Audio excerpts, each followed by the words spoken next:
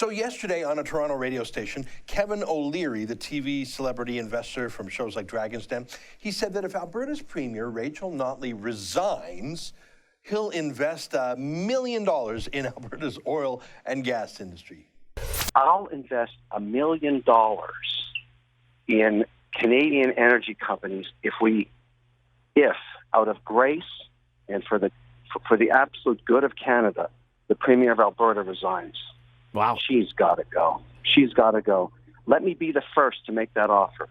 Right now, with you, I'll give $1 million and I'll invest in Canadian oil companies. I wouldn't touch them now because she doesn't know what she's doing. And I mean no disrespect. She must know she's in 1,000 feet of water and she can't breathe.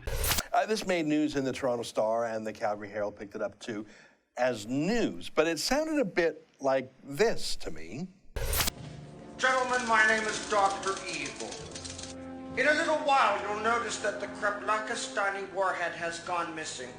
If you want it back, you're going to have to pay me $1 million.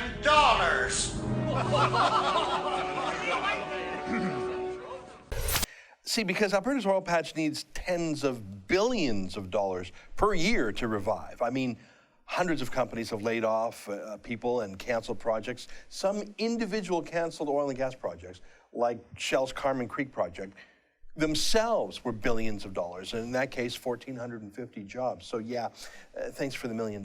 I like PR stunts, but this wasn't even trying. But here's the bigger point. To bribe someone, you have to offer them something that they want. And Rachel Notley has made it pretty clear she does not want investment in the oil and gas industry. We know this because she says so. She has said that she does not want any pipelines. That's a bit of a clue.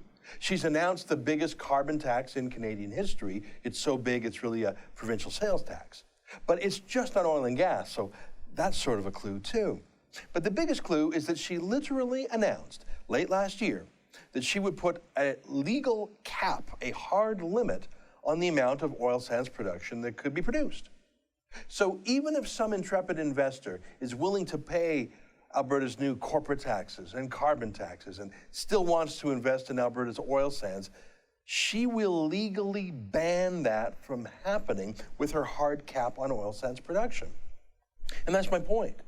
Kevin O'Leary's $1 million promise was sort of weird, but it totally misunderstood the problem.